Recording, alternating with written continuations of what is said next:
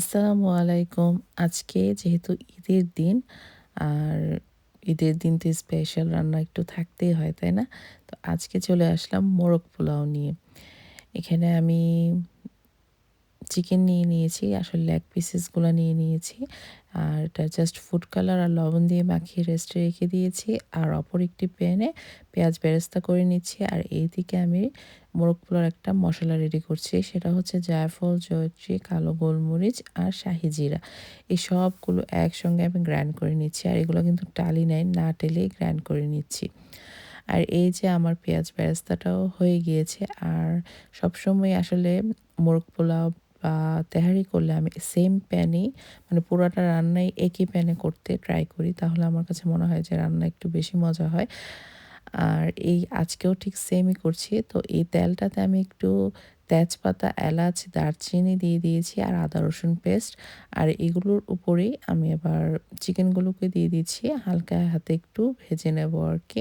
আর এই রান্নাটা মূলত আমি কোনো লাল মরিচের গুঁড়ো দিচ্ছি না। তো এখানে কাঁচামরিচ দিচ্ছি, তাই একটু বেশি দিচ্ছি। আর ২ ভাগ করে কাঁচামরিচটা দিয়েছি। আর এই যে জায়ফল, জয়ত্রীগুলো যে গ্রাইন্ড করেছিলাম সেখান থেকে অর্ধেক পরিমাণ দিয়েছি। আর এটা হচ্ছে বাদাম, যেকোনো ধরনের বাদামই।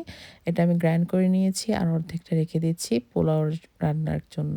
আর এই যে পেঁয়াজ বেরেস্তা করে রেখেছিলাম সেখান থেকে কিছু পরিমাণ পেঁয়াজ বেরেস্তা দিয়ে দিয়েছি। আর এবার দিলাম টক দই। আর এই টক দই দিয়ে এবার উপাস উপাস করে একটু নেড়ে দিচ্ছি। আর পুরাটা রান্নায় কিন্তু একদমই নেড়ে করতে হবে, নয়তো যেহেতু দই আছে। আবার এবার দিয়ে দিচ্ছি গুঁড়ো দুধ, তো লেগে যাওয়ার সম্ভাবনাও থাকতে পারে। তো যার কারণে আমি বারবারই একটু নেড়ে দিচ্ছি। আর এটা ঢাকনা দিয়ে ঢাকবো না, কারণ যেহেতু ফার্মের মুরগি একটু খুলে যাওয়ার সম্ভাবনা থাকে। ঢাকনা দিয়ে ঢেকে দিলে একটু বেশি নরম হয়ে যায়। আর নিচে দিয়েও পোড়া লাগার সম্ভাবনা থাকতে পারে। তাই আমি বারবার একটু নেড়ে চেড়ে দিচ্ছি।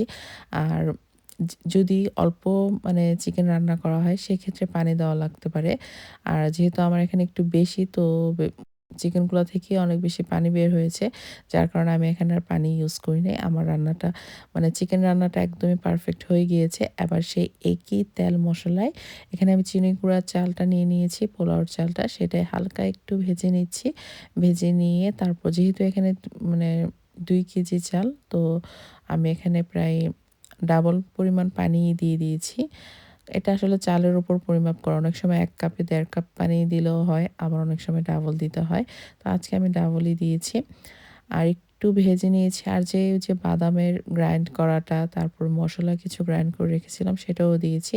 আর এই যে আমার পোলাওটা একদম পারফেক্ট হয়ে গিয়েছে। আর এখান থেকে কিন্তু আমি একটু কিছু পরিমাণ পোলাও সেপারেট করে আরেকটি পাত্রেও রেখে দিয়েছিলাম। আর এখানে যে চিকেনগুলোও সেপারেট করে রেখেছিলাম সেগুলোর কিছু পরিমাণ দিয়ে দিয়েছি। উপরে একটু কাঁচামরিচ দিলাম, পেঁয়াজ বেরেস্তা দিলাম, ঘি আর কেওড়া ওয়াটার, রোজ ওয়াটার।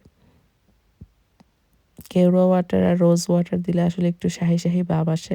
শাহি, শাহি ভাব আসে, মানে একটু মজার সুঘ্রাণ থাকে। তো আমি আবার আরেকটা লেয়ার করে নিলাম। যেহেতু ওই লেয়ারটার উপরে আবার একটু পোলাও দিয়ে দিলাম। আর এবার দিয়ে দিলাম বাকি চিকেনটুকু।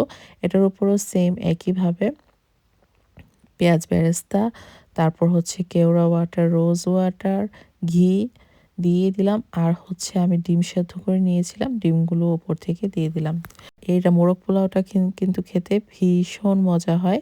আর উপর দিয়ে কিছু কাঁচামরিচও দিয়ে দিয়েছি। এটার খেতে যে কী পরিমাণ মজা হয়েছিল! আলহামদুলিল্লাহ, মাশাআল্লাহ, সবাই বলেছে যে অনেক মজা হয়েছে। তো আশা করি রেসিপিটা আপুদের কাছেও ভালো লাগবে। ভালো লাগলে অবশ্যই শেয়ার, কমেন্ট করতে ভুলবেন না আপুরা। আচ্ছা, তাহলে এখানেই বিদায় নিচ্ছি। আর আমরা তো আজকে ঈদ করে ফেলেছি, বাট ইনশাআল্লাহ কালকে ঈদের মাংস রান্না করব। আল্লাহ হাফেজ।